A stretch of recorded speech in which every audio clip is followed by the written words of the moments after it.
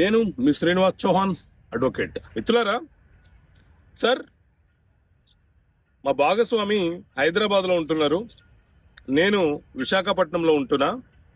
అతను విడాకుల కేసు హైదరాబాద్లో వేసినాడు. నేను ప్రతి వాయిదాకు అక్కడికి రాలేకపోతున్నా. మా ప్రాంతానికి అంటే నేనుంటున్న ఏరియాకి ఆ కేసును ట్రాన్స్ఫర్ చేసుకునే ఫెసిలిటీ వెసులుబాటు నాకుందా? ఏదైనా కేసు, సివిల్ మ్యాటర్ కావచ్చు, లేకపోతే ఫ్యామిలీ కేసు కావచ్చు, ఏదైనా ఒక కేసు ఒక ప్రాంతం నుంచి మరొక ప్రాంతానికి బదిలీ చేసుకునే వెసులుబాటు ఉందా అనంటే, సో మిత్రులారా, ఎప్పుడైనా సరే మనం ఏదైనా ఒక కేసులో వాయిదాలకు వెళ్ళలేక ఇబ్బందులు పడుతున్న సందర్భాలలో మనకున్న వెసులుబాటు ఏంటి అంటే, ఒక జిల్లాలోనే కేసుని ఒక ప్రాంతం నుంచి మరొక ప్రాంతానికి బదిలీ చేసుకోవాలనుకుంటే ఆ జిల్లా కోర్టు యొక్క అనుమతి తీసుకుని బదిలీ చేసుకునే వెసులుబాటు మనకు ఉంటుంది.